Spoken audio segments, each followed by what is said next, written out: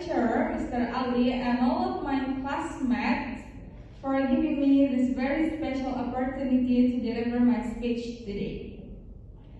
It is truly an honor for stand here as part of our midterm examination.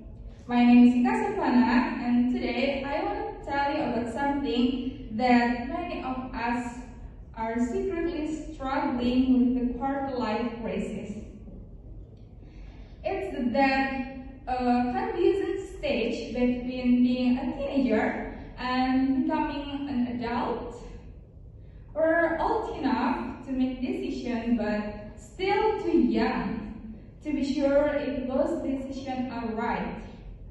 Some of us are studying, some are working, some are figuring things out, and most of us are silently asking the same question. Am I really doing enough with my life? In this generation, we see everyone's success on social media. Someone gets a scholarship abroad, someone starts a business, someone gets engaged, and there's us still sitting in our room, scrolling through our phone, and overthinking about the future. And we start comparing with others, and anxiety whispers, you're falling behind.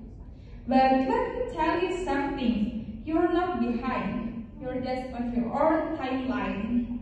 Everyone's journey looks different. Some people bloom early, some later. What matters is not how fast you grow, it's about how deeply you root yourself in the process. I have learned that the quarter-life crisis is not a sign that you are lost. It's a sign that you are becoming. It's the moment when you start questioning who we are, what we want, and what truly matters to us. Yes, it feels heavy, yes. Sometimes we want to give up, but growth is never comfortable. It's supposed to be confusing. It's supposed to be hard.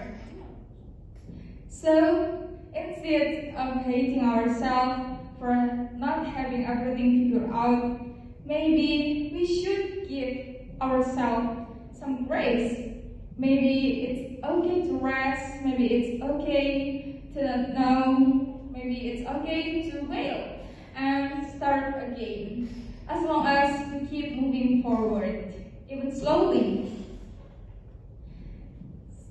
Mental health matters not only when we are broken, even when we are quiet. Taking care of your mind is not weakness, it's an act of courage. Talk to someone, take a walk, pray, breathe, disconnect for a while. You are allowed to take a break without feeling guilty. At the end of the day, this crisis is not the end of your story. It's just the beginning of knowing ourselves better. We might not know where we're going yet, but that's okay because someday all the confusion, all the overthinking, all the late night tears will make sense. They're shaping us into stronger, kinder, and wiser people. So, anyone here today who feels stuck, you're not alone. You're still growing. You are still learning. You are still learning.